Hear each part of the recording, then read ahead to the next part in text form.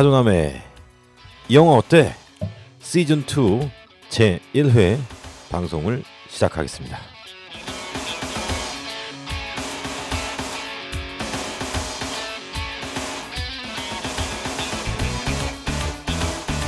장애인 복지관과 스타벅스와 그리고 개봉관이 한 곳도 없는 도봉구에서 만드는 영화 팟캐스트 차도남의 이 영화 때가 드디어 시즌2에 돌입했습니다.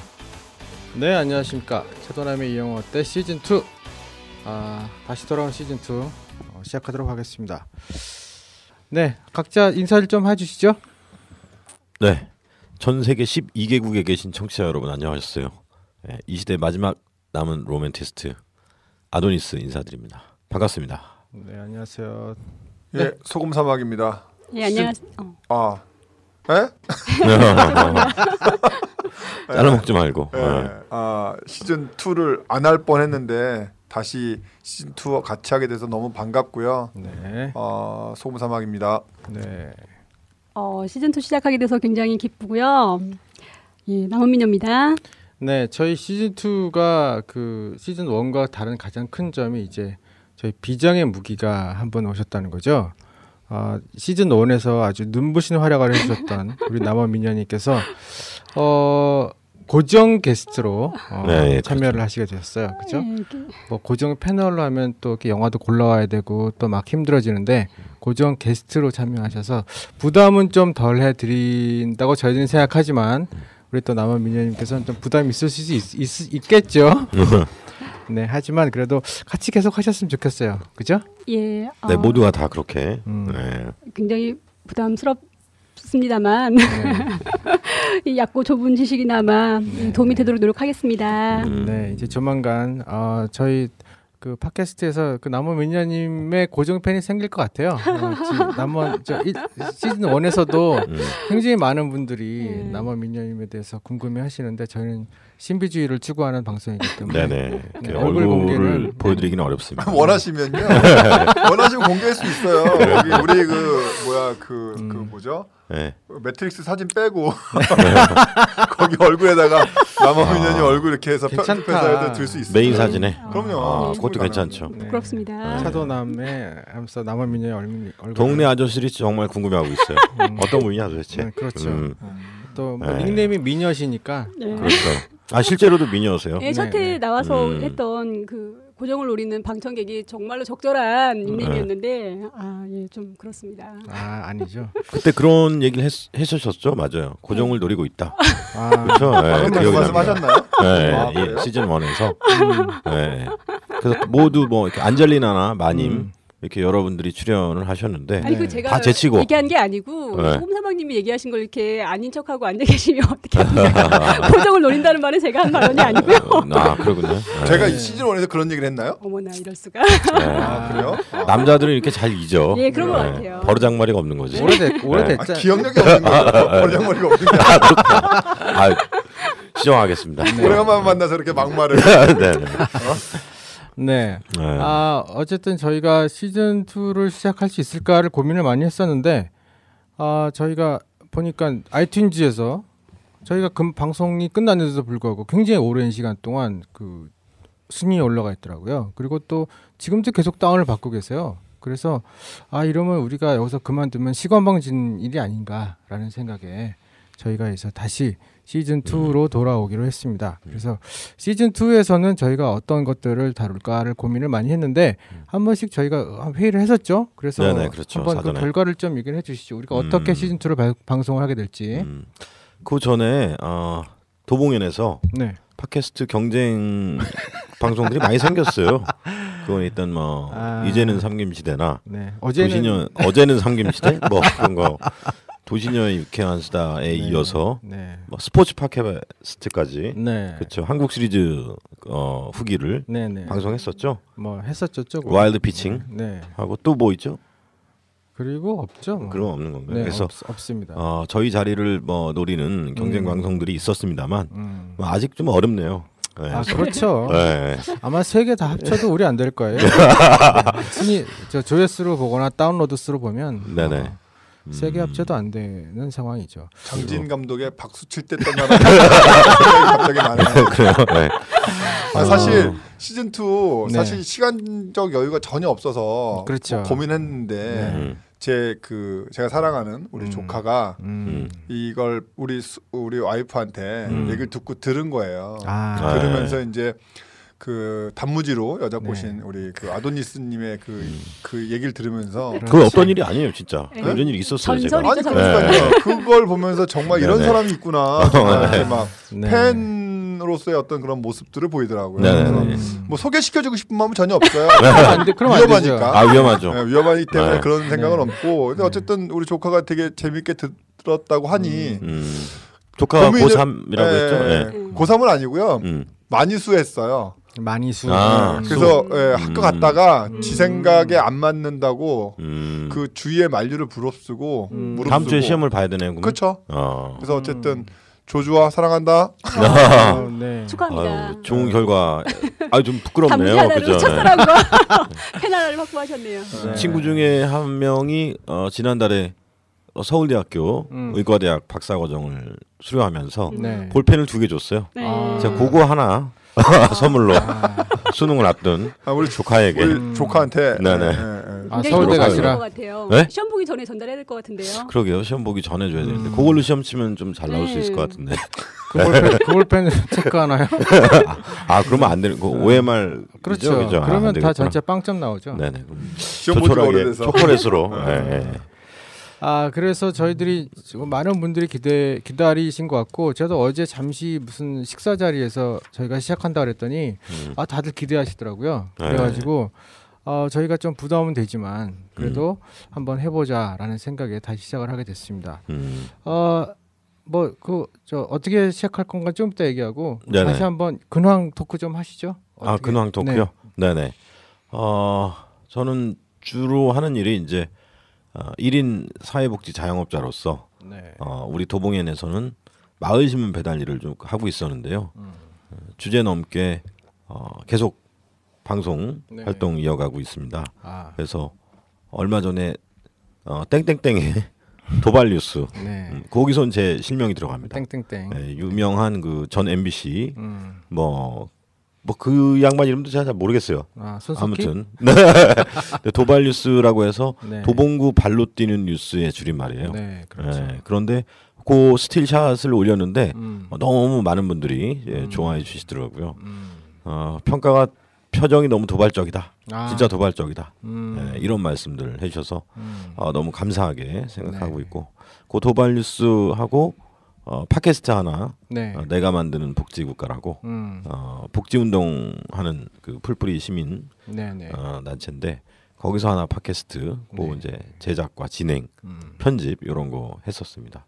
이제 멀티로 그렇죠. 시대가 원하는 그런 멀티미디어가 아니지 멀티플레이어로 그렇죠. 이제 거듭나고 계시는 것 같아요. 전공은 원래 운전과 비오는 날 장우산 수행 이런 건데 좀 주제 넘게 하고 있어서 이럴 때일수록 더 겸손해져야 되지 않을까. 별로 겸손하고 싶어하는 것 같지는 않아요. 비 오는 날 뭘 수행하신다고요? 비 오는 날 이제 옆에 태운 분들을 운전하다가 차에 내릴 때 먼저 내려서 트렁크에 있는 검정색 장우산으로 이렇게 우선 받쳐주는 거 이런 거 그런 거 제가 원래 잘하거든요. 그 차에 트렁크에 우산이 있을지. 그렇죠. 그러시군요. 소금사막님은 또 어떻게 지내셨어요 그동안? 그 늦은 나이에 학업을 다시 시작하면서요. 공부하고 인기와 함께 찾아왔잖아요. 예? 뒤늦게 찾아온 인기와 함께. 그건 잘 모르겠고 우리 조카에게 제 얘기를 안 하더라고요. 아도니스 얘기만 하더라고요. 아니에요. 근데 그 도봉의 여성 고정 정치자들은 소금 사막 없으면 다 허당이다. 그렇죠. 그런 평가세요. 차도남의 이 영화 때는 시즌 2는 소금 사막. 기분 시즌 2도 정말 기대가 됩니다. 갑자기 기분 좋아졌고요. 그런 멘트 시즌 2에서는 많이 받겠습니다. 종종 날려드리겠습니다. 뭐 학교 다니고 있고요. 그 다음에 근데 좀 안타까운 게 시즌 1이 끝나고 좀 영화도 좀 많이 이제 내가 좋아하는 것들 보고 좀 해야겠다 했는데 실제로 영화를 거의 못 보겠더라고요. 그렇죠. 최근에 그 그래비티 본 거 이외에는 영화 본 적이 없어요. 너무 그게 아쉽더라고요. 그래서 시즌 2에는 뭔가 어떤 감독 작품들을 쭉 스토리 연결해서 한번 해보려고 생각 중에 있습니다. 우리 남어미녀님은 또 지금 막방 같이 하셨는데 네. 이제 그동안 어떻게 지내셨는지. 예, 그 아줌마 본연의 임무에 충실해서 살림과 그 육아를 열심히 하고 있었고요. 네. 그 사이 틈틈이 그 전에 비해서 여기 출연 전에 비해서 영화를 네. 좀 열심히 봤습니다. 아 그러셨군요. 아저씨께서 출연료 언급을 좀 하셨다면서요? 네, 5만 원 나가는 네네. 저희 뒤통수에 대고 5만 원 받아오라고. 아, 5만 원. 네, 그 출연료는 우리 저 도봉엔에서 네네 그렇죠. 알아서 책임져 주시는 걸로. 아니 저희가 출연료가 되게 후해요. 네. 다 한데. 기대하겠습니다. 저희가 마을 북카페 쿠폰 3종 세트. 네. 커피도 안 마시는 저에게. 아니 뭐 다른 거 바꿔 드실 수 있습니다. 뭐 이렇게 블루 스무디 뭐 이런 걸로. 네. 그러시군요. 네. 아낌없이 쏘겠습니다. 네. 네. 아 저희가 뭐 또 이렇게 그 시즌 1이 끝나고 시즌 2가 있는 동안 좀 여유 있게 영화를 볼 수 있을까 싶었는데 영화는 별로 못 보고 그냥 네. 바쁘게만 지낸 것 같아요. 네네네. 그래서 저희한테는 다시 시즌 2가 들어와서 문화생활을 다시 한번 해야 되지 않을까 그런 생각들을 좀 해봅니다. 바쁜 가운데 이렇게 여유를 찾아야죠. 그렇죠. 영화 볼 수 네. 있는 여유도 네. 좀 찾고. 그렇죠. 그런 것들이 굉장히 삶에 필요하죠. 네네. 그래서 우리가 지금 시즌 2는 저희가 그냥 막 했는데 그날 떠오르는 걸로 막 했는데 시즌 2는 좀 이렇게 흐름을 갖고 네. 가기로 했었잖아요. 네네. 그래서 어떤 흐름을 가지고 가실지 우리 뭐 아도니스님은 어떤 흐름을 갖고 가시겠어요? 시즌 1에서도 뭐 평이한 네. 그 뭐 그냥 최신 개봉작이나 뭐 인기 있는 그렇죠. 영화 이런 것들 위주로 하지 않았어요. 네. 네. 그런데도 그 아이튠즈 메인 화면에 저희 이 프로그램이 쭉 걸렸었는데 네. 시즌 2는 더 나가서 정말 그 평범하지 않은 네. 분들의 영화를 좀 다뤄보려고 합니다. 그렇죠. 예, 그래서 저는 특히 대한민국 대표 감독 중에 한 명이지만 네. 안티가도 너무나 많은 그래서 왜 이 양반에 안티가 많을까 이게 궁금해졌어요. 네, 그래서 김기덕 감독의 작품들을 좀 다뤄보도록 하겠습니다. 네. 네. 김기덕 감독 같은 경우는 좀 이렇게 호불호가 굉장히 강한 그렇죠. 예. 그런 감독이죠. 저도 그분 자체에 대해서는 잘 몰라요. 그래서 저는 그냥 작품을 가지고만 주로 이렇게 네. 말씀을 드리려고 하고 있습니다. 소극적인 자세 아닌가요? 그런가요? 따로 한번 전화를 드려서 만나봐야 되나? 네. 네.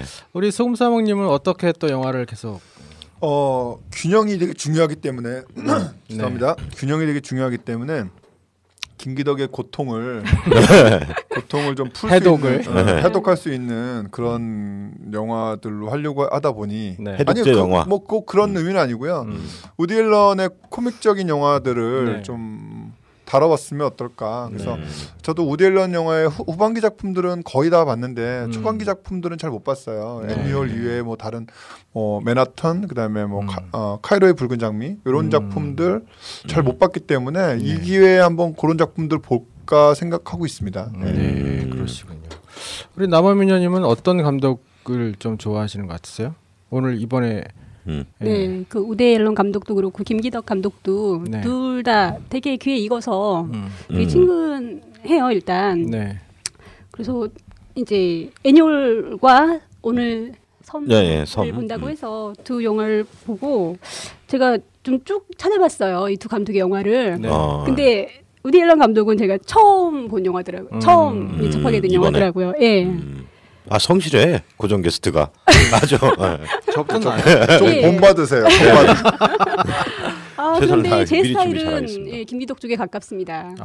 네. 예. 그러시군요. 저는- 그 그렇죠. 이미지하고 전혀 안 맞는. 네, 저 애니올 보다가 돌았습니다. 예전에 그 로맨틱 코미디 같은 거 좋아한다 안 하셨어요? 로맨틱 코미디 좋아하는데 이 감독의 영화는 막 시원스럽게 웃자니 뭔가 끼림칙한 그런 게 있어요. 우디 앨런. 우디 네, 앨런의 우디 영화는 영화. 그런 네. 게 있어요. 그러니까 뭐 되게 코믹적인 요소가 강하면서도 불구하고 뭔가 곱씹을 만한 그런 내용들을 담고 있기 때문에 그런 어려운 게 머리가 예, 너무 아파요. 예, 좀 그런 네. 면이 있죠. 그러니까 그걸 갖다가 너무 그 대사나 이런 것에 집착하지 마세요. 정신이 없어. 그냥- 너무 말이 다다다다다 해서 스쳐 지나가듯이 이쪽 귀를 받고 이쪽 귀를 흘리는. 그렇게 생각할 게 보시면 되게 많더라고요. 그 대사들이. 그러니까 막 머리가 복잡해지더라고요. 오히려 김기덕보다도 더. 예, 그렇더라고요. 세상에. 세상에. 마상에. 그게 스크롤 코미디라 그러는 스크롤볼. 꼭 스크리블 코미디라고 보기에는 어려운데 네, 네. 뭐 그런 의미도 있을 수 있어요. 그러시군요. 저희가 시즌 1 하고 나면서 저희 스스로 그런 고민을 좀 했어요. 우리가 이걸 계속해도 되나? 또는 다른 영화 팟캐스트도 많은데 근데 시즌 2를 시작하면서 제가 절실하게 느끼는 건 우리는 정말 방송인이다. 네. 제가 방금 시즌 1시간짜리 날려먹었거든요. 또 그렇죠. 제 전문인 좀 전에 날려먹기잖아요. 네. 날려먹기인데 푹 날려먹고 똑같은 얘기를 지금 하는데도 아주 자연스럽게 네, 그렇게 하는 걸 보면서 우린 천상 방송인이다라고 생각을 하고 있습니다. 네. 뭐 그렇게 그런 슬픈 일이 있었고요. 좀 전에 네. 잘 둘러대세요. 역시 방송인이야. 네, 그래서 이번에 저는 이 두 분이 감독의 세계를 파고드는 그 상황에서 저까지 감독의 세계를 파고들거나 장르를 따지면 너무 힘들어하실까봐 저는 조금 쉬어가는 코너로 그냥 막 영화, 아무 영화나 저는 하도록 하겠습니다. 그래서 들으시는 분이 저 할 때는 좀 쉬어가시는 게 어떨까 그렇게 생각을 하고 저희 팟캐스트의 결정적인 약점이 있었잖아요. 그동안에. 그렇죠. 너무 길다. 2시간 반. 2시간 반 평균 막. 그래서 너무 길다고 말씀하셔서 저희가 이번에 한번 1시간으로 매회 다 끊어보도록 하겠습니다. 그래서 노력을 좀 열심히 해보려고 하는데 잘 될지 모르겠어요. 저희가 아까 57분에 녹음이 딱 맞췄는데 얘기 한참 남았었거든요. 그렇죠. 그걸 홀랑 날려먹었기 때문에 그래서 이번에 얼마에 날려드셨죠? 네. 홀랑 날려먹었습니다. 그래서 저희가 이번에는 한번 그 이야기를 잘 마무리해서 1시간 안에 한번 달려보도록 하겠습니다. 그럼 오늘 영화 한번 들어가 볼까요? 그 전에 락 PD 근황은 좀 어땠어요? 저는 지난 여름에 딱 반나절 한번 놀러 갔다 오고 놀지를 못했어요. 놀지를 못하고 계속 뭔 일이 이렇게 바쁜지 그래가지고 저도 뭐 거의 정신없이 저희 주위들은 다 놀러 간다고 계획을 잡을 때 전 계획을 못 잡겠더라고요. 그래가지고 그냥 굴러다니고 있습니다. 이리저리 참 아픈 슬픈 제가 40여 년을 살아오면서 이러한 삶을 살아온 적이 한 번도 없는데 심지어 직장 생활을 하면서 전 매달 놀러 갔거든요. 그런데 이 자영업계에 계시면서도 그러니까 오히려 이게 도대체 무슨 날벼락인지 아주 슬픈 현실을 살아가고 있습니다. 아마 차도남 이영업 때 없는 상황에서는 저 굉장히 슬펐을 거예요. 그리고 제가 그동안 다른 팟캐스트를 녹음을 하면서 굉장히 많은 견제를 받았어요. 차도남의 이영화 때에 대해서. 그래요? 경쟁 방송에서? 그렇죠. 제가 앞에서 녹음을 하고 있는데도 불구하고 디스를 하더라고요. 네. 들어봤습니다. 디스를 하고 정말 제가 제 앞에 마이크가 없다는 이유만으로 제가 아무 말 못했는데 이번에 아주 쿨하게 제가 디스를 한번 해드리도록 하겠습니다. 그러니까. 많이들 좀 이렇게. 서로 디스해야 될 것 같아요. 긴장 좀 해주시기 바라고요. 저희가 순식간에 쳐 올라가는 걸 한번 봐주시기 바랍니다. 사실 뭐 저는 신경 안 써요. 어제는 삶이시다. 하시네요. 그러시든지, 그러시든지 마시든지 뭐. 그렇죠. 우리는 뭐 그런 것까지 신경 쓰기에는 그러니까 너무 바빠 죽겠는데 뭐. 그러니까요. 잘 되길 바래요.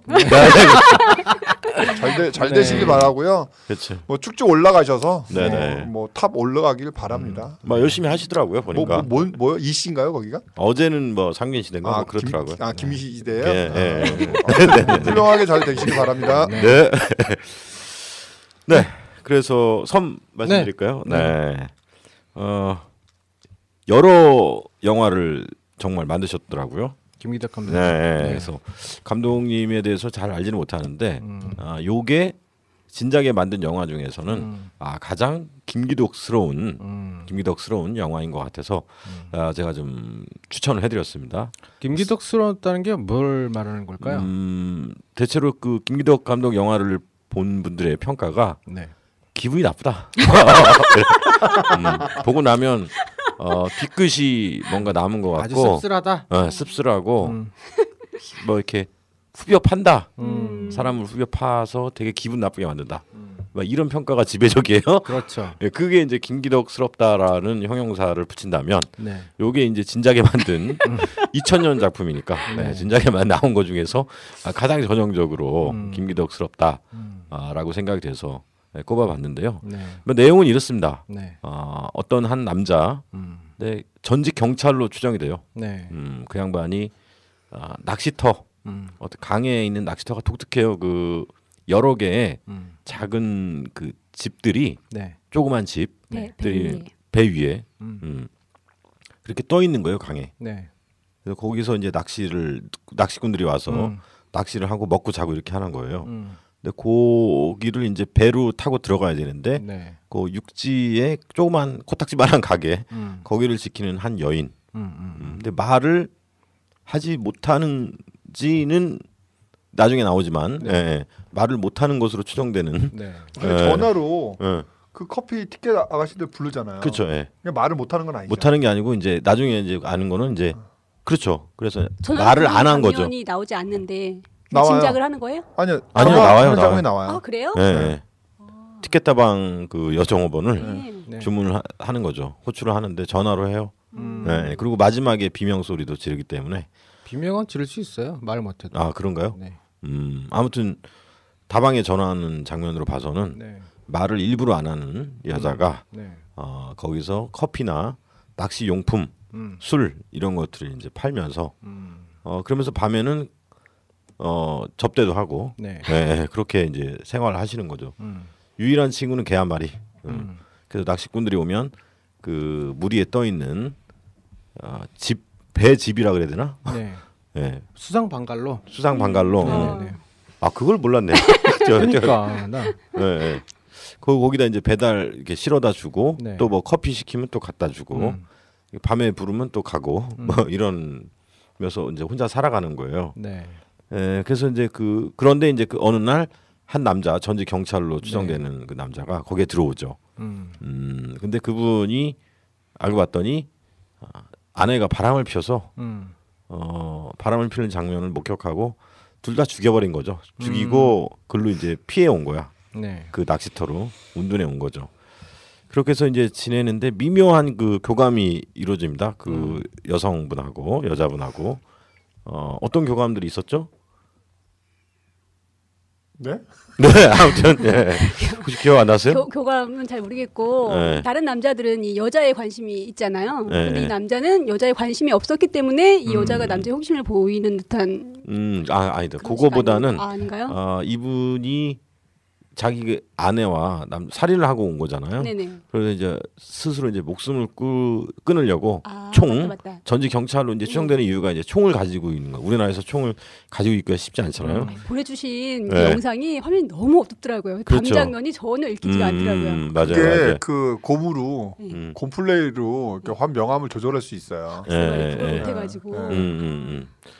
그리고 영화가 오래돼서 고화질 그게 잘 안 돌더라고요. 어둠의 경로에서는. 네. 네, 그래서 화질이 좀 어두우셨을 텐데 울어요.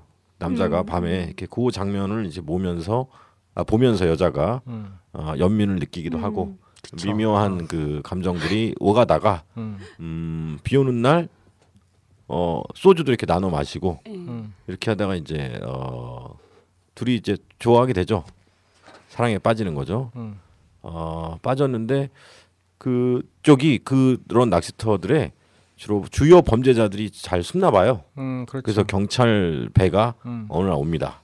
어느 날 오는데 바로 옆에 그 방갈로에서 살인 혐의자인 사람이 잡혀가죠. 네. 총 맞고 실려가고 이제 자기 방갈로에 올 차례야 그 남자. 그 사람도 살인 용의자잖아요. 네. 그래서 경찰 배가 다가오는데 그때 어떻게 위기를 모면하냐면 낚싯바늘 대여섯 개를 입속에 넣죠.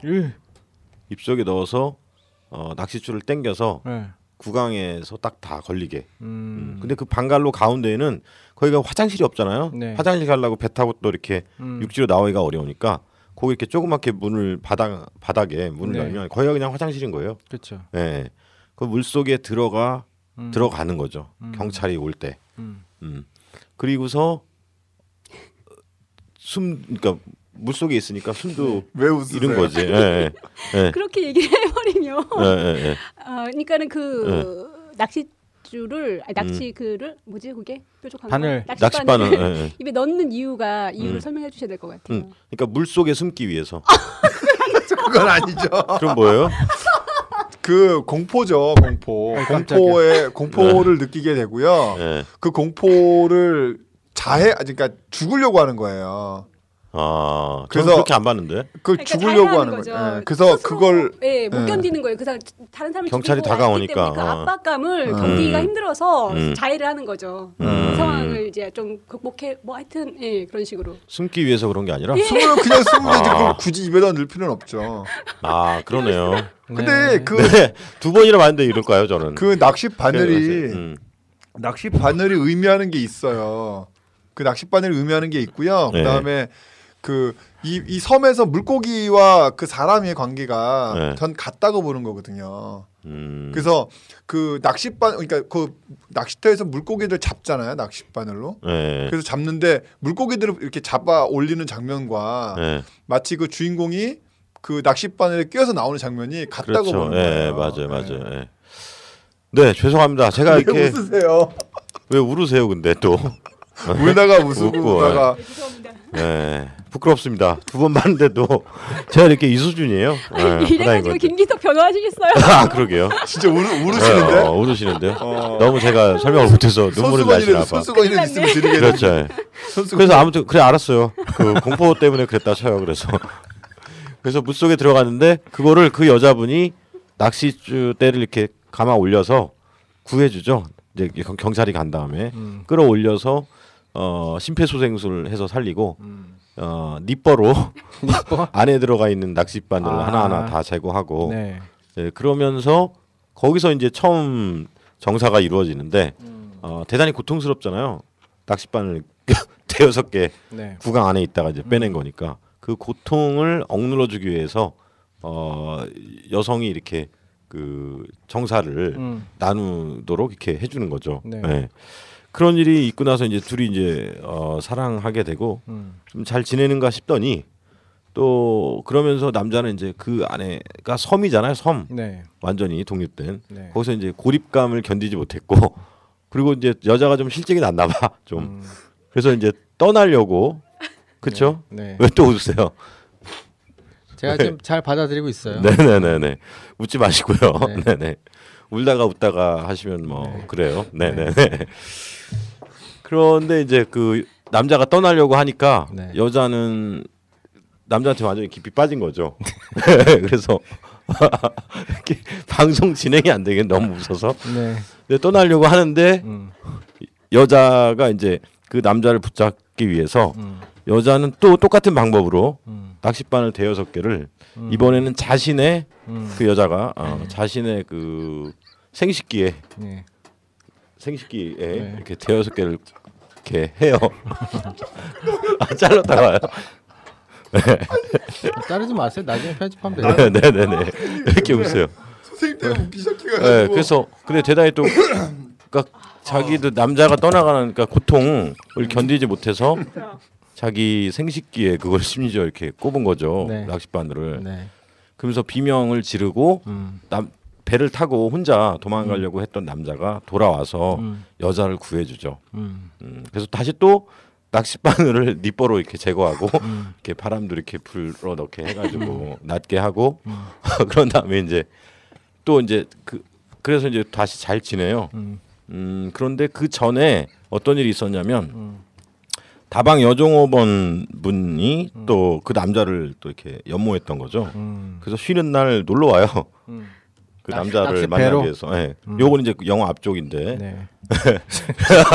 지금 영화 스토리가 앞뒤로 널뛰는 거예요 지금. 널뛰는데. 최악의 스토리텔링인데. 죄송합니다. 근데 그 여자 그 다방 여종업원에 대한 질투심 때문에 이 주인공 여자가 죽였어요. 그 여종업원을 원래 죽일 의도는 없었고 그 방가로 한 곳에 테이프로 입 바르고 뒤로 묶어가지고 가둬두려고 했었던 것 같은데 그 여자 이렇게 나오려고 그러다가 물에 빠져 죽죠. 근데 그 여자를 이제 본의 아니게 죽이게 됐죠. 그리고 나서 며칠 있다가 그 해당 다방에 매니저 남자분이 또 조재현이야.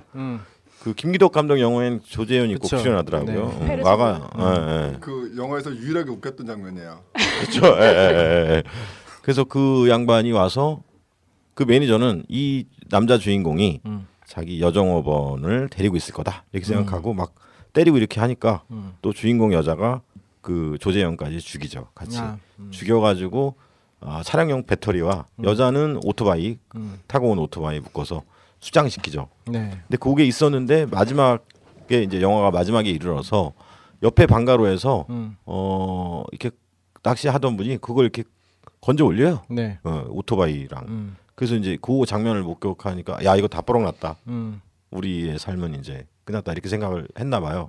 그래서 배에 있는 모터를 뜯어다가 네. 방갈로에 달아가지고 멀리 이렇게 둘이서만 떠나가는 이게 이제 스토리군요. 예, 이 영화의 줄거리입니다. 예. 근데 왜 이렇게 웃으셨어요? 근데 아까 그 말이 안 공포 되잖아요. 어떻게 낚싯줄을 도망가려고 낚싯줄을 목에 넣는 사람이 어디 있어요? 이 영화는 저는 그걸 이렇게 봤네. 이 영화는 굉장히 은유적인 영화예요. 그래서 뭐 섬, 그다음에 여자, 남자, 그다음에 뭐 낚시 바늘, 그다음에 그 나룻배, 뭐 이런 것들이 다 은유적인 표현인 거거든요. 네. 그렇죠. 제가 개인적으로 가장 좋아하는 마지막 씬도 마지막 씬 그렇죠. 예. 그 이제 시각적으로만 좋아하는 장면인 거죠. 네. 근데 어쨌든 그 장면에서도 그런 그 숲 같은 것도 은유적인 표현이 들어가는 거거든요. 여성인 거죠, 여성. 예. 그러니까 이런 은유적인 여성인 표현들이기 때문에 지금 그 아도니스님 말씀해주신 거는 스토리 라인인 거고요. 네. 근데 그 스토리 라인과 은유적인 표현이 배제된 상황에서는 이 스토리가 이렇게 웃기는 스토리구나 이런 거를 그렇죠. 새삼 절감하면서 웃게 네. 된 거고요. 아니 저는 일단 뭐 요약을 해드려야 되니까 네. 충실하게 네. 말씀드린 거죠. 근데 이게 은유가 들어가니까 이게 내용이 너무 어려워지는 거죠. 근데 뭔가 느낌상으로 마치 그 낚싯대 딸려 올라오는 물고기와 네. 그곳에 살고 있는 남자와 여자의 모습이 같다는 생각이 들기도 하고 그리고 물고기와 같은 삶. 그렇죠. 아니 물고기와 같은 삶이 아니라 그러니까 뭔가 이렇게 뭔가에 잡혀 있는 매여져 있는 그런 삶. 그다음에 남자가 실제로 그쪽으로 도망 오잖아요, 주인공이. 네네. 하지만 도망을 왜 왔겠냐는 거죠. 살고 싶으니까 도망오는 거잖아요. 아 그렇죠. 예. 그러니까 이런 삶의 어떤 의지 그리고 섬이라고 하는 것이 단절되어 있고 약간은 그 뭐라 그러죠? 그 고립이죠. 고립되어 섬은. 있는 예. 그런 고립되어 있는 곳에 오잖아요. 예. 그 고립이라고 하는 것이 여성의 어떤 것과 맞춰지는 부분이 있어요. 그리고 영화 중간 부분에 보면 여자와 남자가 그 나룻배를 타고 네. 그 물 속에 그 강 속에 있는 네. 어떤 숲 속으로 들어가잖아요. 아, 예. 그 안에서 이 두 사람이 굉장히 평화로운 모습으로 지내거든요. 그렇죠. 평온해 보이죠. 네, 진짜. 소풍이죠. 소풍. 그렇죠. 그런 평화로운 모습과 마지막 장면에서 남자가 숲속으로 들어가는데 그게 여성의 음모잖아요. 네. 네, 그렇게 보여지잖아요. 네네네. 이런 것들이 전부 다 은유적인 건데 그 은유적인 것들을 이해하는 것이 상당히 어렵더라라고 네. 하는 거죠. 그러니까 이 영화를 보면서 뭔가 굉장히 어렵게만 느껴지는 거죠. 근데 은유뿐만 아니라 스토리가 있으니까 그렇게 어렵다 생각은 하지. 지루하지는 않은데 천천히 하고 전개되지만 들어가면 그것도 없겠지만 그냥 김기덕 감독의 영화를 보면서 늘 마지막쯤에 내리는 결론이 도대체 뭘 얘기하자는 거야라는 생각이 들거든요. 얘기하고자 하는 바. 뭘 얘기하는 건가요? 남은 미녀가 말씀해 주시죠. 네, 김기덕이 되게 어렵게 자랐다고 하더라고요. 그렇다고 초등학교 졸업하고 맞아. 공장에 들어가서 네네네. 되게 이렇게 어렵게 생활을 하다가 제가 좀 조사를 했거든요. 네. 훌륭하십니다. 깨알같이 써오셨어요. 워드로 친 것도 아니야. 연습장에서 푹 찢어가지고 글을 써오셨네요. 아 바람직합니다. 네, 그래서 이제 그 해병대인가? 네, 네, 그쪽에 가서 이제 군대 생활을 한 3년 하고. 해병대 출신이네요. 네. 하물며. 그러고 나서 파리로 3년 동안 그림 공부를 위해서 갔다고 하더라고요. 네. 격돌했다고 하더라고요. 이 영화도 미술이 자기야 또 미술 김기덕, 각본 감독이 김기덕. 예. 네. 그 봄, 여름, 가을, 겨울 그리고 봄에서도 보면 그림 그리는 장면이 나오는데, 네네. 잘 그리더라고요. 그림 자체도. 그래서 이 영화 섬에서는 무엇을 말하고 싶어 했던 것 같아요, 감독이? 이제 이 사람 영화를 몇 편 보다 보니까 좀 연결되는 게 있어요. 네네. 도축하는 장면이 좀 나오는 것 같더라고요. 그 수치인불명에서는 개를 도축하는 장면이 그렇죠. 나오고, 예. 그다음에 피에타에서는 닭을 잡는 장면이 나오고, 여기서는 이제 회를 떠서 이렇게 회를 뜨는 장면이 회를 나와서. 떠서 몇 절은 먹고 예. 다시 물에 풀어주니까 네. 애가 살아서 또 돌아다녀. 그죠? 그런 장면도 나오고. 그런 장면들을 보면서 이 사람은 그 인간의 약간 잔인한 측면들을 보여주는 것 같아요. 잔인하고 그다음에 영화 좀 음울해요. 다 영화들이. 맞아요. 음울하고 어둡고 추하고 그러한 것들을 그렇지만 실제로 우리 인간의 모습의 한 부분이기도 하고 그런 부분들을 보여준다고 생각을 하거든요. 그러니까 이 영화를 손톱만큼도 이해하지 못하는 사람이 있는가 하면 이 영화처럼 온몸으로 사는 사람도 있을 거라고 생각을 해요. 그렇게 사는 사람이 있는 거겠죠, 그죠? 있다고 생각을 하고 그런 사람들은 이 영화를 봤을 때 저는 위안을 받을 거라는 생각을 하거든요. 위안식이나? 위안을 받을 거라고 생각해요. 왜냐하면 오히려 약간 소외를 받으면 상상을 살았을 텐데 누군가는 자신의 모습을 알아봐주고 드러내주고 그래서 다른 사람과 공유하게 하는 그런 것 자체만으로도 뭔가 해결을 해주지는 않지만 위안을 받을 거라고 생각하거든요. 누군가 그러더라고요. 그 말하여진 고통은 고통이 아니다. 얘기되어진 고통은 고통이 아니다라고 얘기를 하는데 그런 측면에서 저는 김미덕이 되게 긍정적인 영향을 끼친다고 생각을 해요. 그 영화 뭐죠? 황정민하고 이병헌 나왔던 달콤한 인생? 거기서 주옥 같은 멘트 황정민의 몰랐어? 인생은 고통이야. 이거를 이제 적나라하게 보여주면서 그럼과 동시에 인간이 얼마나 이 사악해질 수 있고 악하고 잔인할 수 있는지를 보여주는 거죠. 그렇게 하면서 그렇게 살아가는 사람도 있거든. 정말 고통스러움 속에서 이 삶을 살아가는 그 사람들의 모습을 보여주고 싶지 않았을까. 그렇죠. 이제 저도 그렇게 그렇게 생각합니다. 그것 때문에 이제 이걸 골라오신 거군요. 네네. 그러니까 저는 김기덕 감독 작품 좋아하는 게 인간이 얼마나 악해질 수 있는가를 봐야 된다. 그래야 이제 우리가 그 반대로 악하게 살지 말고 더불어 함께 마을 공동체를 이루면서 살아가야겠구나 이런 생각을 할 수 있지 않을까. 아름다움이나 이런 선한거나 그런 것들은 다 상대적인 거라고 생각을 하거든요. 그러니까 악하고 대단히 추한 악해요, 것이 영화가. 있기 때문에 그런 것도 같이 공존을 하는 건데 누군가는 그런 점도 이렇게 보여줄 수 있어야 된다고 생각을 해요. 예쁜 것만 봐가지고는 예쁜 게 아닌 거죠.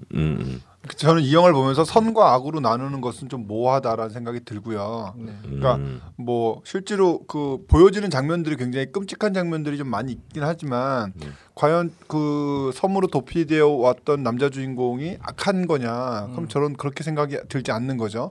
오히려 이 여자가 그럼 악하느냐? 그럼 악한 거 아닌 것 같아요. 그리고 이 여자가 그 느끼는 고통의 모습들이 장면마다 조금씩 보이는 게 있는데 버려진 여자 또는 뭐 그런 장면이 있어요. 저도 그거 궁금했어요. 이 여자는 전에 뭐 했던 분일까? 이게 그러니까 궁금했어요. 저는 이제 두 가지 궁금한 장면이 나오는데 하나는 뭐냐면 창가로 오토바이가 물에 빠져 있는 장면이 있어요. 남자친구의 흔적. 그렇죠. 그걸 보면서 울고 있거든요.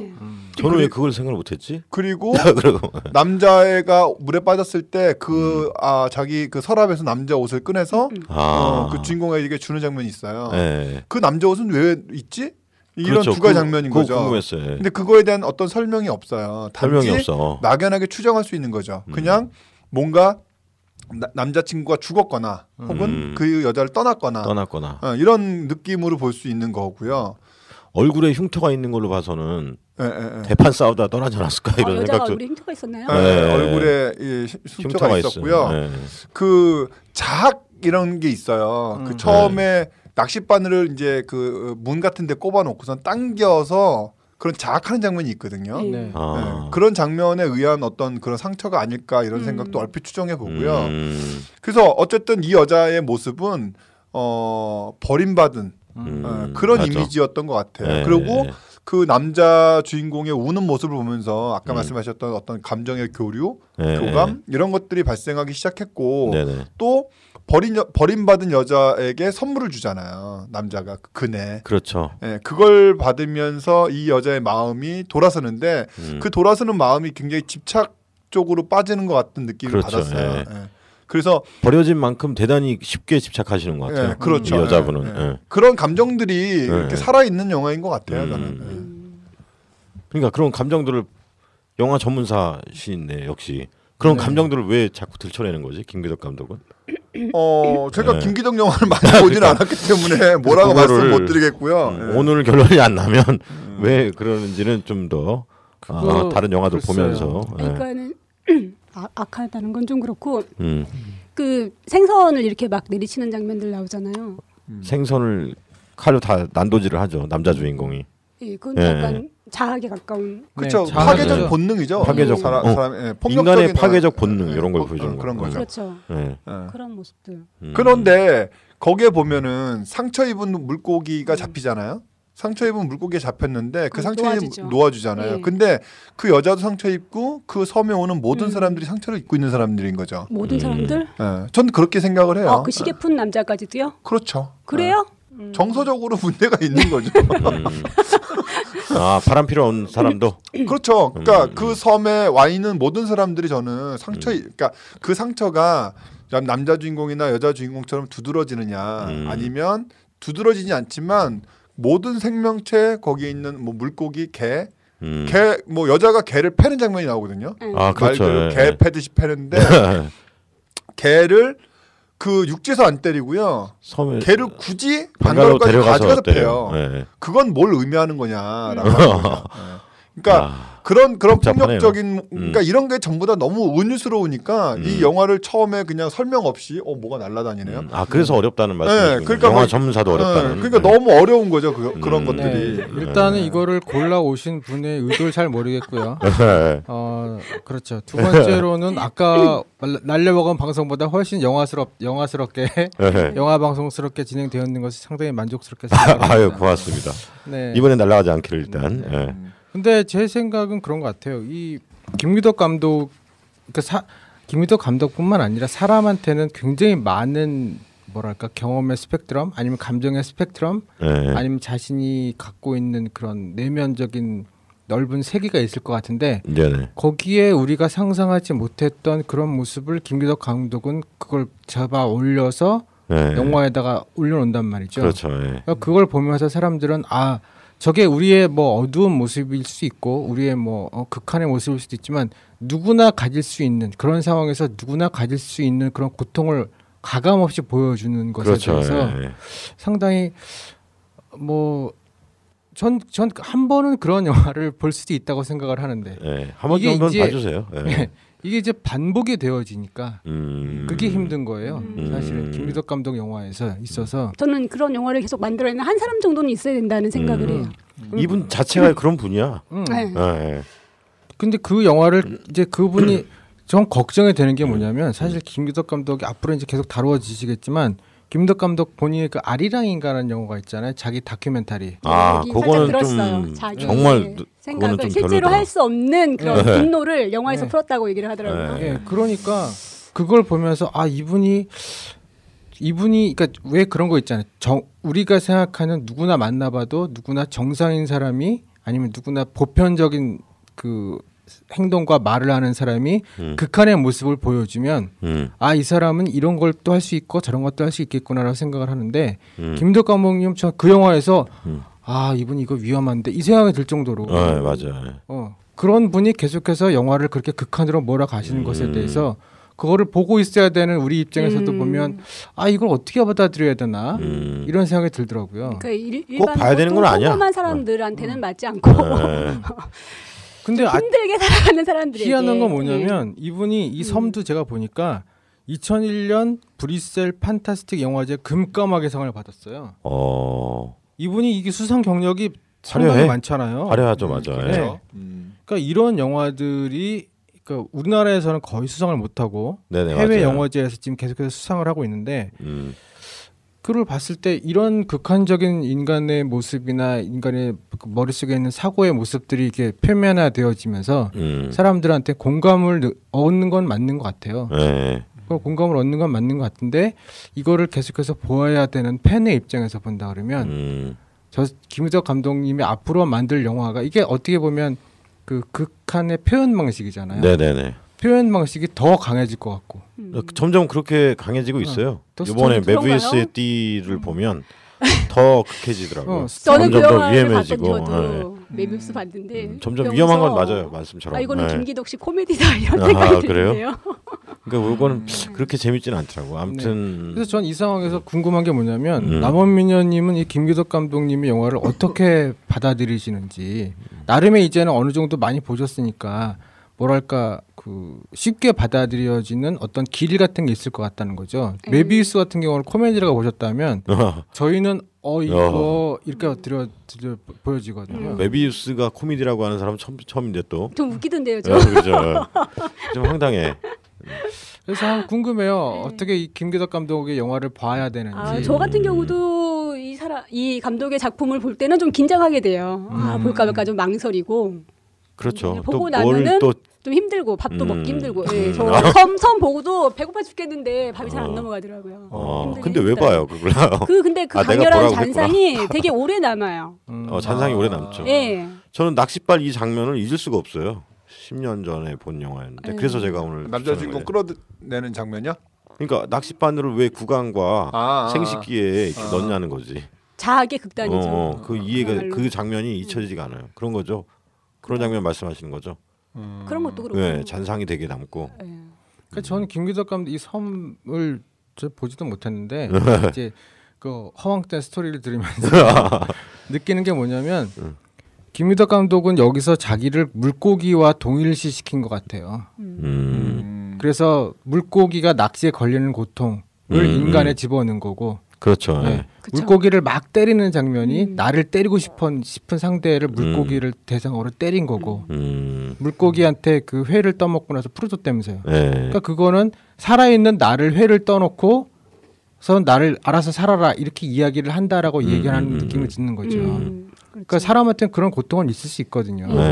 그런 고통을 내가 누군가한테 막 맞은 느낌이 나는 거지. 근데 그거를 영화한테 다 풀어놓은 거예요. 근데 이제 제가 희한하게 생각하는 건 그런 강렬한 표현 방식을 늘어놓고 거기에다가 스토리를 얹은 것이냐. 그러면 쉽게 말해서 나의 고통을 살풀이한 거나 마찬가지잖아요. 아니면 스토리상에서 어쩔 수 없는 그런 표현 방식을 거기다 늘어놓은 것이냐. 스토리가 먼저냐 표현 방식이 먼저냐에 대해서 전 김기덕 감독님에 대한 영화를 가끔씩 보면 늘 그 고민이 되는 거예요. 이 사람 이렇게 아주 극한으로 몰아가려고 표현 방식을 미리 만들어 놓고 스토리를 얹어 놓은 것이냐. 그러면 안 되나요?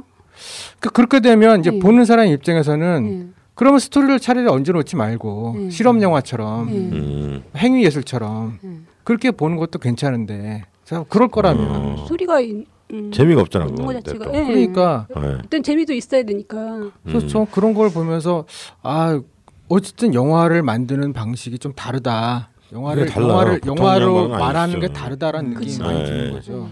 보편적인 상식이나 뭐 이런 것들을 영화에 녹여낸다거나 이런 건 아니고 자신이 자신도 이 세상을 살아가는 게 고통이야. 나는 열등감을 먹고 자란 괴물이다 이렇게 인터뷰를 했더라고요. 괴물이라고 스스로 인정하긴 해요. 괴물인 것 같아요. 네, 괴물이죠. 점점 더 위험해지는 것 같고. 점점 더 위험해지는 건가요? 저는 좀 그렇게 봤어요. 저는 섬 이거 몇 년 전에 피에타나 메비우스 저는 이 영화 가장 충격적인데요. 그래요? 제가 본 영화 중에 저는 이게 가장 점점 더 위험해지는 것 같지 않은데 예전에 위험했는데요. 근데 김기덕 감독이 그 전에는 표현 방식이 좀 이렇게 뭐랄까 극한으로 갔다면 최근에는 스토리가 극한으로 가는 느낌이 좀 들어요.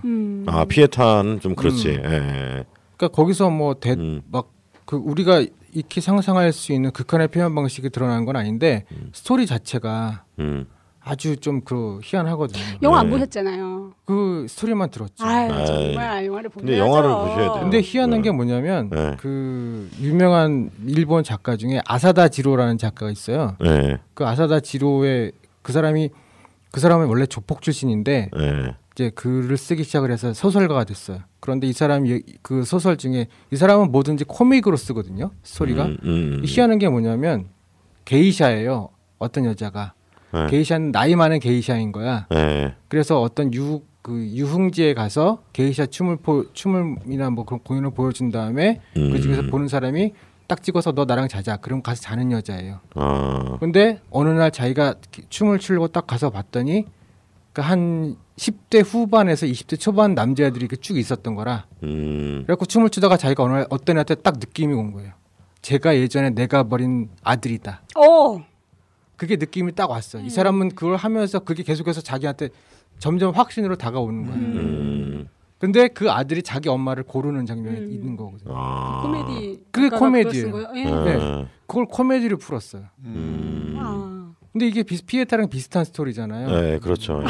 네. 근데 김기덕 감독은 물론 그 엄마가 정확한 그 모자지간이 아니라 하지만 그거를 굉장히 잔인하고 아주 극악이라기보다 극한의 세계를 풀었다면 비슷한 스토리를 아사다 지로라는 작가는 그걸 아주 쉽게 코믹으로 풀었단 말이죠.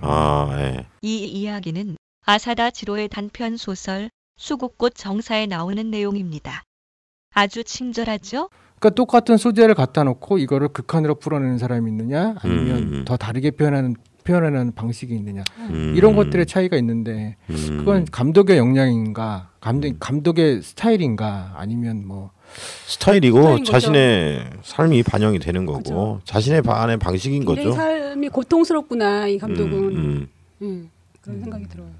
그러면 감독은 그런 고통스러운 거를 계속 영화로 승화도 나름 풀어내야 되는 건지 자기가 하고 싶으니까 그렇게 하는 거겠죠. 그죠. 그리고 영화로 풀어내고 싶으니까. 그렇죠. 네. 그리고 분명히 공감하는 팬이 있고요. 네. 그렇겠죠. 그래서 이런 영화를 어떻게 좀 이렇게 보면 좋겠어요? 아니, 좀 이렇게 부담 없이 볼 수 있을 것 같아요. 부담 많죠. 부담 없이 볼 수가 없는 것 같아요. 부담 있고 봐라. 부담 갖고 봐야 되는 거예요. 네, 그렇죠. 이걸 편하게 볼 수는 없는 것 같아요. 편하게 그렇죠. 볼 수는 없는데 계속해서 땡겨. 재밌어요 저는. 그래요, 저도 재밌어요. 네. 그런 스토리도 재밌어요. 다음이 어떻게 전개될지도 궁금하고. 네. 저 양반 그런 거죠. 저 여자는 전에 뭐 했을까 이런 것들. 그런 어두운 면들을 자꾸 이렇게 보여주는 자꾸가 아니라 보여주는 그런 것 자체가 되게 생각을 많이 하게 하는 것 같아요. 인간에 대한 생각을. 그렇죠. 인간에 대한 이해의 폭을 넓혀준다고 봐요. 인간에 대한 이해. 이 김기덕이 뭐 극한이라고 얘기를 하지만 실제로 우리 현실에서 강도, 강간, 살인 그런 게 비일비재하게 일어나고 있잖아요. 일어나고 있고 실제가 사실 더 끔찍하지. 그렇죠. 현실이 더 끔찍한 일이 얼마나 많이 벌어지고 그렇죠. 있는데.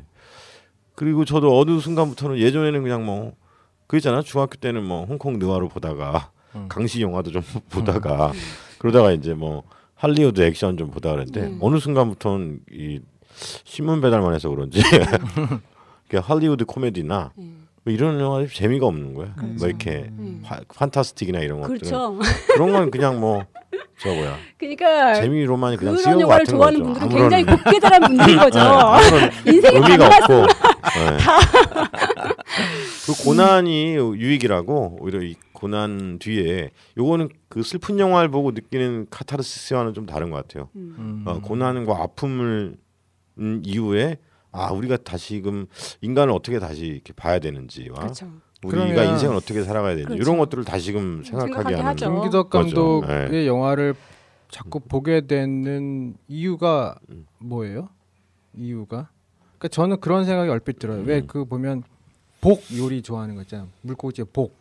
보고. 복 요리를 보면 그거 최고의 요리 잘하는 사람은 그거를 요리사가 최고 요리 잘하는 사람 그 복을 딱 먹었을 때 정신이 아찔해질 정도로 느낌이 오는 사람이 가장 복 요리를 잘하는 사람이래요. 그 독이 있잖아요, 복이. 그렇죠. 그러니까 그 독이 살짝 들어가는 거예요? 살짝 들어가는 거예요. 살짝 들어가는데 먹는 사람한테 이게 그 독 느낌이 확 나게. 하지만 독에 중독이 되지 않을 정도로 요리를 해내는 죽지 않을 정도로만. 네. 그러니까 이게 아주 극한의 자극으로 계속 가는 거잖아요. 그렇죠. 그럼 김기덕 감독이 이번 영화를 본 다음에 다음에 김기덕 감독의 영화를 딱 만났을 때 내가 그걸 보는 이유가 그런 자극을 또 받기 위해서인지 마약처럼 마치 스토리의 자극인지 표현의 자극인지 모르겠는데 그걸 다시 보게 만드는 이유가 뭔지 잘 모르겠어요. 저는. 그런 것도 없지 않아 있을 것 같아요. 대단히 자극적인 내용들 장면들도 사실 나오고. 이거 영화 김기덕 영화를 처음 본 거기 때문에 그런 거 이후에 어떤 작품을 또 선택하실지 모르겠지만 어떤 방식으로 흐를 것인가에 대한 거는 사실 잘 말 못하겠어요. 이게 이런 어떤 잔혹한 스토리인지 그러니까 그 잔혹한 스토리를 추측해내는 어떤 그런 상상 속의 추측이 가능한 건지 아니면 그냥 화면상으로 적나라하게 잔인한 건지 사실 잘 모르겠어요. 둘 다 적나라해요. 스토리와 장면이.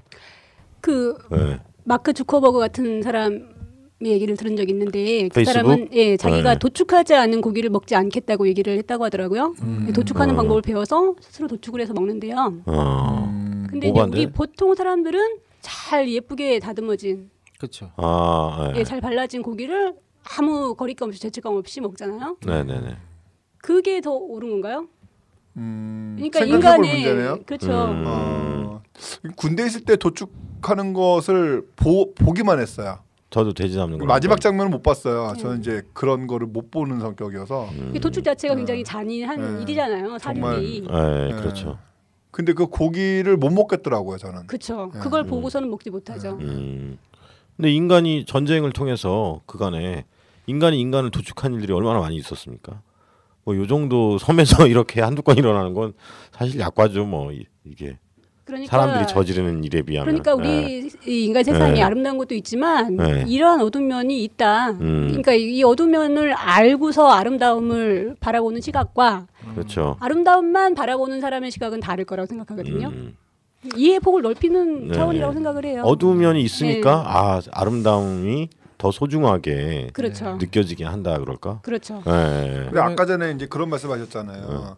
그러니까 이 세상 지금 우리가 살고 있는 세상은 정말 끔찍한 사건들이 굉장히 많이 일어나고 있잖아요. 그런 것들을 기사화해서 저희가 매번 느끼고 또는 기사를 보면서 수축도 하기도 하고 그런데 굳이 영화 속에서조차 이렇게 잔인한 장면들과 그런 추측되는 어떤 그런 것들을 볼 필요가 있나? 저는 사실 그런 생각이 들어요. 그래서 이 영화를 보면서 뭐 영화 보는 내내 저게 무슨 의미일까?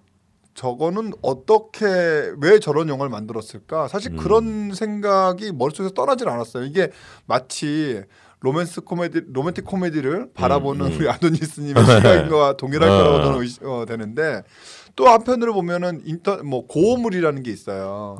사람을 절단하고 이런 영화들이 있거든요. 과연 뭐가 다른지 잘 모르겠다는 거죠. 그런 영화는 흥미 위주인 것 같아요. 흥미와 자극 위주로 만든 그렇죠. 거고. 저는 이 영화를 자극 위주라고 보는 거죠. 저는 그렇게 생각하지 않아요. 그 힘든 저도 스토리가 분명히 있어요. 이게 고통을 제가 너무 웃기게 얘기 설명해서 그렇지. 그러니까요. 스토리 자체만 가지고는 뭐 코미디였어요. 저는 이 극한의 영화도 되게 웃기게 말할 수 있는. 저는 이 영화에서 기억나는 장면이 딱 두 가지예요. 두 가지인데 하나는 그 경찰들 왔을 때 숨었을 때 입에 그걸 넣고 그걸 굳이 낚싯대를 이렇게 릴로 그 남자 주인공을 끌어내는 장면. 그런 장면 같은 경우는 인간이 그 물고기를 아무런 죄의식 없이 잡아서 먹지만 너희도 한번 당해봐라 이렇게 잔인한 거다라고 보여주는. 난 다르게 생각했어요. 보여주는 거라고 저는 그거를 생각했거든요. 이제 아까 말씀드렸던 물고기를 우리 인간이 잡아내지만 거기서 이 주인공이 나온 것이 마치 물고기를 끌어당기는 것처럼 보여지지만 저는 그냥 단지 낚시하는 것과는 다른 개념으로 생각을 했거든요. 그러니까 그 여자에게 그러니까 여자에게 남자는 잡힌 거죠. 그러니까 이게 뭐라고 표현해야 되나? 낚였어. 그러니까 낚인 거죠. 이게 농담으로 얘기하면 낚인 건데 그 여자의 올가미에 걸린 거예요. 그 남자는. 그렇지. 전 그렇게 판단을 했고요. 여자의 집착이라는 올가미에 낚인 거지. 그런 것들이 이후 중반에 남자와 여자가 서로 굉장히 막 다툼도 있고, 그렇죠. 뭐 이제 이런 게 있잖아요. 근데 동시에 구원이기도 한 거 아닌가요, 혹시? 그거는 이제 그 마지막에 나오는 장면인 거죠. 그 구원이라고 하는 부분이 나오기 전까지 그런 여자의 집착과 이런 것에 대해서 몸부림치잖아요. 탈출하려고 노력도 하고. 그런데 어쨌든 그런 장면을 본 거고 나중에 둘이 화해하는 장면이 있어요. 그러니까 이제 비 오는 날 그렇죠. 소주를 이렇게 나눠 먹는 장면이라든지 이런 것들이 너무 이제 그 두 장면이 굉장히 생각이 나는데 그 전작의 앞에 나왔던 그 나오는 장면들 물속에서 피토하고 굳이 낚싯대로 사람을 하고 나오는데 마치 물고기 올라오듯이 쑥 하고 올라오잖아요. 그런 모습들이 너무 잔인하기 때문에 적나라하게 보여주지. 잔인하기 때문에 그 부분에서 막 너무 끔찍한 거예요. 막 너무 끔찍하고 물속에서 정신을 잃었는데 그렇게 딸려올 수밖에 없죠. 사람이. 저는 찢어질 거라 생각하는 거죠. 그게 사람이 끌려 나오지 않겠죠. 그 반에. 아니요. 낚싯줄이 대단히 강하고. 아니요. 바다 민물 낚싯줄은요. 끊어지나요? 100% 끊어져요. 그거. 그럼 그렇게 연출한 거네. 그러니까 연출한 건데 낚싯바늘을 6개, 대여섯 개 한 거를 이유 그렇게 설득력 있게 한 거지 않을까? 아니 하나로 하지 않고. 잉어도 끊어지는데. 그렇구나. 네. 그 선수 아니면 잉어도 끊어뜨리는데. 그건 그렇겠네. 아무튼 저는 그 두 가지 장면이 생각이 나는데 그 낚싯바늘로 올라오는 장면보다는 그 여자와 화해의 모습들, 그다음에 그 방갈로를 노란색으로 칠하는 화해 제스처. 네. 근데 저는 이런 장면이 더 좋은 거예요. 그 앞에 부분에 보여줬던 막 이렇게 잔인 그 물고기 난도질하는 장면. 네. 볼 수가 없더라고요. 볼 수가 없고 살아있는 잉어를 잡아서 장항선이죠. 장항선. 바로 회를 뜨는데 회를 그렇게 무식하게 회를 떠서 그걸 맛있다고 먹는 장면, 이런 잔인한 장면들이 막 경악을 금치 못해요. 제주도 낚시 가보니까 그렇게 먹던데. 그러니까 그게 낚시 가보니까 저도. 그게 사람의 실제 모습인 거죠. 그게 그걸 보여주는 거고. 보세요, 그러니까 이처럼 외국에서 호평을 받는 이유가 우리들도 이렇게 4명밖에 안 모였는데 이렇게 그 다양한 해석을 놨잖아요. 네. 의도에 대한 그런 공감을 외국에서는 좀 이렇게 높이 평가해 준 거 아닌가. 네, 김기덕 감독님은 그 영화를 만들면서 계속 보는 사람들로 하여금 그분이 질문을 던지는 것 같아요, 느낌이. 네. 질문을 던지고 거기에 대해서 해석해. 보는 사람이 대답을 해야 되는 느낌인 거예요. 네. 너 이거 어떻게 생각해? 라든지. 맞아요, 그런 거예요. 그러니까 딱 부러지게 이렇게 한 게 아니라 보는 사람으로 나는 이런 걸 이렇게 보여주는데 나는 세상을 이렇게 생각해라고 얘기를 하고 그럼 너는 어떻게 생각해라고 그렇죠. 물어보는 것 같은 그런 느낌이면서 그게 잔상으로 남는 느낌인 거예요. 계속해서. 그게 좋은 거 아닌가요? 그러니까 이제 우리는 질문 받기를 두려워하잖아요. 사실은 우리 인간은 뭔가 누군가가 답을 내주길 좋아하고. 그렇죠. 그 답을 따라가길 좋아하는데 어려서부터 입시 위주로 커왔기 때문에 누군가가 나한테 쉽게 답하지 못하는 질문을 확 던져버리고 나는 그거를 질문 받는 거라고 생각하지도 않고 극장에 앉아있다가 덜컥 질문을 받아버리고 나면 거기서부터 나의 고민이 시작이 되어지는 거잖아요. 정말 좋은 영화 아닌가요? 그러니까 과연 인생은 저런 것인가? 라고 늘 고민을 할 때 저는 이제 늘 김기덕 감독님이 영화 보고 나서 느끼는 건 인생이 꼭 저렇게 돌아가지는 않을 거야 라는 생각을 하고 싶어요. 그렇죠. 네. 그렇죠. 그렇게 하면 안 되죠. 그렇게 하면 안 되는 거죠. 안 되는 걸 그렇지만 실제로 그렇게 사는 사람이 있다는 거. 네. 그러니까 그 영화가 만들어질 수밖에 없는 거예요. 점점 악해지는 방향으로 진행되고 있어요. 김기덕 감독. 아니 이 세상도. 세상이. 예전에는 뭐 한 명 정도 죽이면 야 신문 1면에 나오는데 요새는 뭐 여러 명 죽여도 나오지도 않아요. 예를 들면 이런 식인 거죠. 점점 더 악한 방향으로 진행되고 있는 거고 김기덕 감독의 영화도 그 추세에 맞춰서 수위를 점점 높여가시는 것 같더라고요. 그렇군요. 예전에 뭐 전태일 열사 뭐 돌아가 한 명 죽는 거 이런 거 큰 건이었는데 뭐 지난 주인가요? 여기 쌍문동 근린공원에 택시기사 한 분 투신한다고 송전탑 올라갔는데 뭐 그거 제대로 보도나 됩니까? 뭐 이런 거 이런 거 보면 이제 점점 더 우리가 사는 세상은 악한 방향으로 경로를 밟아가고 있어요. 2차 세계대전이 좀 먼 얘기인 것 같고 막 이래서 그렇지. 그것을 계속 이렇게 알려주는 시그널이라 그럴까. 수위를 높여가면서 아주 허황된 스토리 전개 결론은 아주 의미심장한. 뭐 다음번에 그 아도니스님이 또 선택해주는 영화를 보고 판단을 좀 다시 한번 얘기를 한 번 더 해보죠. 이거는 사실 이 김기덕 영화를 그동안 한 번도 보지 않았었던 저의 그 불찰이죠. 근데 오늘 해석 잘하시는데 근데 이거를 정말 아도니스님보다 더 영화 전문사잖아요. 그러니까 역시 이 평가를 일단은 좀 평가를 좀 보류해야 될 것 같아요. 이 영화에. 저는 어쨌든 지금 저도 이분이 만드셨던 작품들에 대해서 조금씩 찾아보고 있는데 인터넷에서 정말 희한한 건 이분이 직접 감독을 하신 거하고 극본을 쓰신 거하고 보면 느낌이 영화가 너무 달라요. 풍산계는 각본을 쓰셨어요. 감독은 따르고요. 다르죠. 영화는 영화다라고 여러분 아세요? 그것도 각본을 썼어요. 자기가 연출을 하지 않았어요. 그런 거는 그냥 평이한 영화죠. 이런 영화 재밌게 봤거든요. 재밌는 영화죠.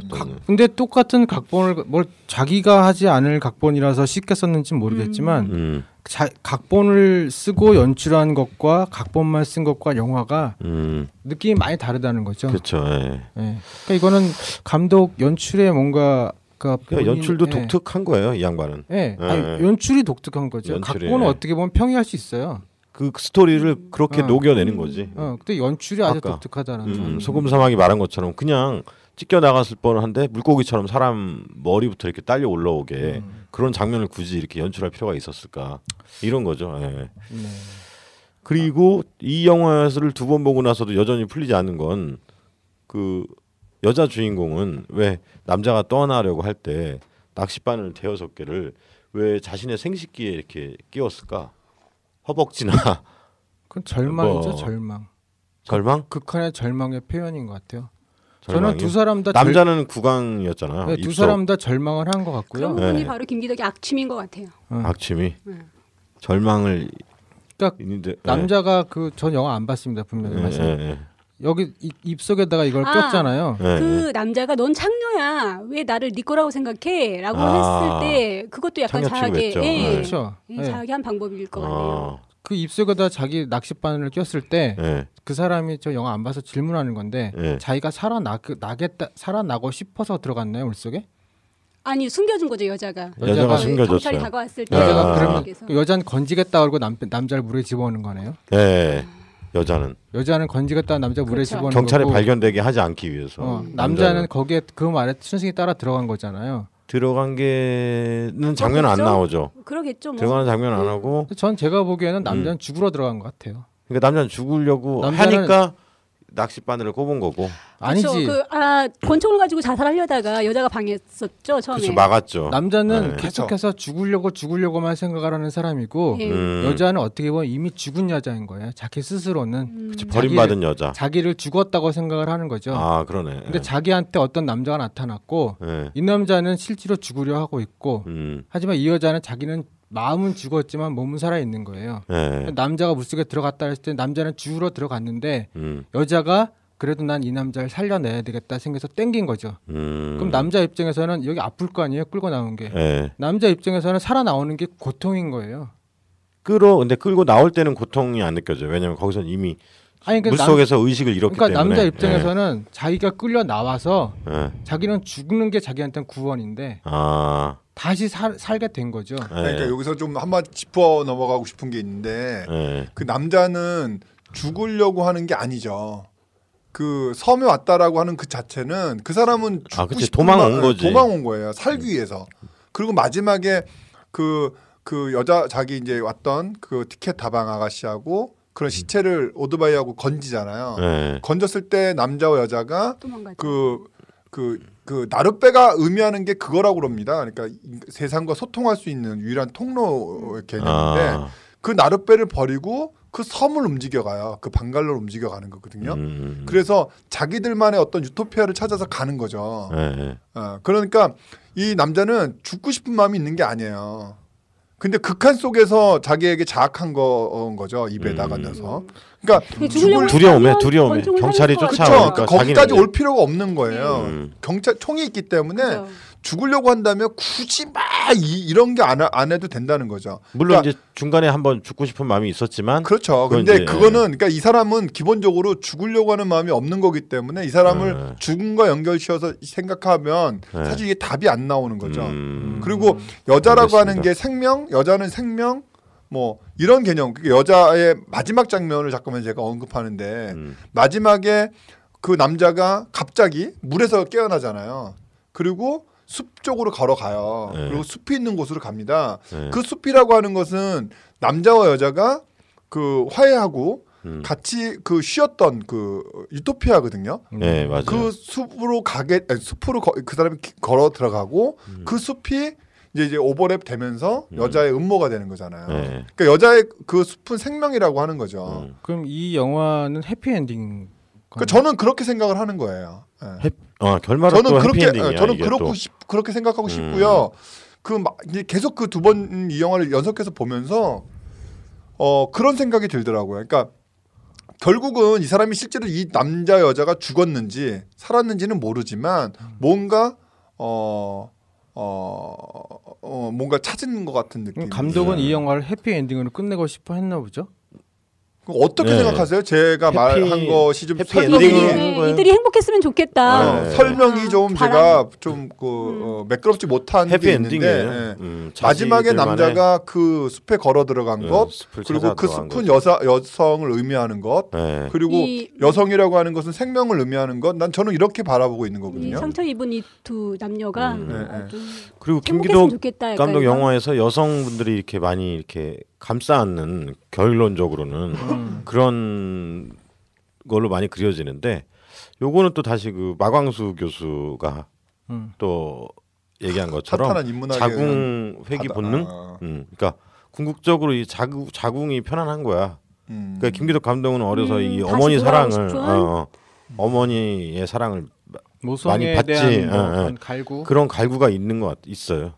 있는 것 같아요. 그러니까 어머니 사랑을 못 받은 남자일수록 여성들을 막대하다가 막대하는 이유는 사실 진짜 사랑을 받고 싶은 진짜 어머니에서처럼 그런 사랑을 받고 싶은 그런 갈구가 있던 거죠. 그래서 궁극적으로 구원은 여성의 이제 자궁 속으로 갔을 때 자기는 이제 구원 받을 것 같다. 이런 생각을 표현한 것 같아요. 앞으로 김기덕 감독 영화를 계속 다루면서 던져지는 질문 중에 하나이겠지만 여성을 굉장히 학대를 하잖아요. 김기덕 영화에 보면 그런 비판이 있다는 얘기를 들었는데 꼭 그렇지만도 않은 것 같아요. 나쁜 남자에서 특히 나쁜 남자에서 여성분들이 대단히 경악했죠. 저는 그 영화 봤어요. 그리고 봤는데 기억은 안 나는데 그 영화도 되게 강렬한 잔상이 남아 있어요. 괜찮은 영화다. 저도 괜찮게 봤는데 독특한 유니크하네요. 우리 둘이. 그래비티 보러 갑시다. 3D로. 아까 자궁 본능 뭐 이런 얘기 하셨잖아요. 그러니까 그 그래비티에서도 그 산소가 떨어지는 산소가 떨어지면서 산소가 0% 그러니까 산소가 없고 이산화탄소를 흡입하면서 정신이 혼미해지거든요.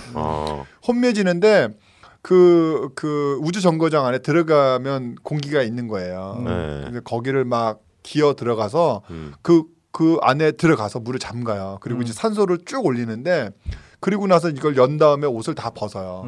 그러니까 알몸이 되는 게 아니라 이제 속옷 이렇게 입고 있는데 그 상태에서 이 여자가 무중력 상태에서 떠 있는데 마치 태아가 그 뱃속에서 있을 때 그런 모습을 하면서 잠시 화면이 멈추는 듯한 느낌이 있거든요. 그때가 마치 그런 느낌인 거죠. 말씀하셨던 그런 게 있죠. 그렇죠. 그러니까 여성의 자궁은 생명의 근원이자 우리가 궁극적으로 다시 돌아가야 할 곳이었던 거죠. 돌아가고 싶은 굉장히 굉장히 안전한. 그렇죠. 아무튼 뭐 이게 직접 영화를 보지 않았는데도 되게 기분이 안 좋고 얘기하고 나더니 심오하고 이런 영화인 것 같아요. 김기덕 감독 영화는 언제나 이런 많은 질문과 또 이상한 기분을 남기는 그런 영화인 것 같습니다. 뭐 결말은 훈훈한데 보는 내내 그렇죠. 힘들었어요 사실 저도 보는 게. 이게 뭐 힘든 영화죠. 벌써 뭐 1시간 1시간이 좀 지났지만 편집 잘하면 될 것 같습니다. 다시 다음 제가 앞에 일부 홀랑 날려먹었기 때문에 이거는 일부러 가고 다음 녹음할 때 우리 홀랑 날려먹은 거를 다시 한번 해보도록 하겠습니다. 저희가 이제 그동안 저희가 계속해서 그 방송을 업로드했더니 업로드하고 많은 분들한테 리뷰나 그런 걸 남겨달라고 말씀드렸는데 제가 보니까 저거로는 안 되는 것 같아요. 이메일로? 아니 이메일이 아니라 그 쿠폰으로는 약발이 안 먹혀. 그렇죠. 리뷰 필요 없어요. 또 그럴 수 있잖아. 우리 들으신 분이 김기덕 감독님의 영화에 대해서 또 본인이 말씀하실 수 있으니까. 그렇죠. 아니다 너희들이 잘못 얘기한 거다. 그럼 나오세요. 그래서 저희가 이제 이거를 올리면 뭐 그 아이튠즈에도 올릴 수도 있고 또는 뭐 저 아이블로그에도 올릴 수 있지만 저희가 사실 잘 못 봐요 그런 것들은. 저희가 가장 많이 보는 게 그 도봉엔 홈페이지와 페이스북 도봉엔 페이지가 그렇죠. 있죠. 도봉엔 페이지가 있는데 검색하면 나오죠. 도봉엔 페이스북에서. 거기 보면 이제 저희가 이걸 올리거든요. 그럼 그 밑에다가 감상평 같은 걸 좀 달아주시면 제가 책을 선물하겠습니다. 와. 저도 책을 선물해드리겠습니다. 무슨 책인가요? 김영사에서 최근에 나온 서천석 씨의 저 좋아해요. 그치? 아 그래요? 저 붙여주세요. 제목을 까먹었네. 뭐 기억하는 게 없어. 네, 그거를 제가 드리도록 하겠습니다. 저는 거기에다가 그러면 저는 올해 초에 공동 저작이었던 무려 27명 거기에 저자 사인 담아서 저한테 강매했던 아이와 함께 자라는 부모 아닌가요? 껴드리겠습니다. 잘 모르겠어요. 최근작인데 저 김영사 뭐 두 얼굴인가 뭐 거기서 받았거든요. 뭐 아무튼 저는 그런 거 별로 안 좋아해서 그냥 그 책을 드리도록 하겠습니다. 그래서 페이스북에 댓글만 달아도 댓글 달아주시면 제가 먼저 일바로 댓글 달아야 되겠네요. 제가 드릴 테니까 많이 댓글 달아주시길 바라고요. 댓글을 달아주실 곳은 검색창에 도봉엔을 검색하시거나 페이스북 페이지 검색에 마을신문 도봉엔을 검색하시고 달아주시기 바랍니다. 댓글을 달아주시는 분께는 패널들이 의견을 모아 몇 분을 선정해서 소정의 선물을 드리도록 하겠습니다. 많은 참여 부탁드립니다. 오늘 뭐 우여곡절 끝에 저희가 1회를 잘 마쳤고요. 여러분들 또 앞으로 기대 많이 해주시고 저희들도 공부 더 열심히 해서 앞으로 또 빛나는 영화 팟캐스트 한번 만들어 보도록 하겠습니다. 예. 네, 뭐 마지막 한 말씀 하시고 인사하시죠. 아니도 오늘도 늦은 밤까지 수고 많으셨습니다. 네. 다음 시간에 댓글 없고요. 네, 다음 녹음 때 또 뵙겠습니다. 예. 네. 소금사님 어떠셨어요? 뭐 간만에 하니까요 재밌네요. 근데 뭐 지금 뭐 영화가 약간 재밌지가 않았어. 아니 영화 그러니까 영화가 오늘 그 우리의 그동안 그 얄팍한 어떤 그런 위트, 코믹의 요소를 많이 벗어낸 어떤 느낌이랄까 뭐 이런 게 있고요. 그쵸. 이런 것이 그 청취율에 상당히 영향을 주겠다 이런 그렇죠. 청취율 급락. 아니에요. 사람들이 다들 진료했었거든요. 우리의 그 시시껍절한 내용이 언제 끝나나 뭐 이런 얘기 했었는데 예 오늘은 일찍 달렸기 때문에 시시껄렁한 농담이 언제 끝나나 그렇죠. 네. 끝났네 이제. 네. 한번 다음에는 아주 재밌는 걸로 한번 달려보겠습니다. 네, 우리 고정 게스트 남원미녀님 어떠셨어요? 고정이라고 해서 상당히 지금 부담을 안고 했었는데요. 너무 즐거웠고요. 뭐 부담스럽지만서도 기대가 됩니다. 예, 즐겁고요. 뭐 이 정도 수준인데요. 뭐 얼마든지 가능하신 거잖아요. 준비를 제일 많이 해오면서. 그건 아니고요. 네, 김우덕 감독님 영화를 우리가 계속 얘기를 하면서 계속해서 우리한테 들었던 질문은 과연 인생은 이렇게 힘든 것인가? 우리가 인생을 어떻게 바라봐야 되나? 또는 뭐 영화를 통해서 인생은 어떻게 이야기되어져야 되나에 대한 생각들을 많이 하게 됐어요. 물론 영화를 쉽게 볼 수도 있지만 가끔씩은 영화를 통해서 우리가 한번 우리의 걸어온 발자취도 바라보고 또 우리 주위에서 가장 힘들어하는 사람은 누구인지 가장 어려운 곳에 있는 사람들은 누구인지를 바라보는 그런 영화들이 되었던 것 같아요. 다음 주에도 저희가 또 다시 한번 여러분 찾아뵐 때는 또 다른 영화로 또 다른 세상을 한번 말해보는 그런 시간이 됐으면 좋겠습니다. 네, 오늘 모두 수고 많으셨습니다. 고맙습니다. 감사합니다. 수고하셨습니다. 네.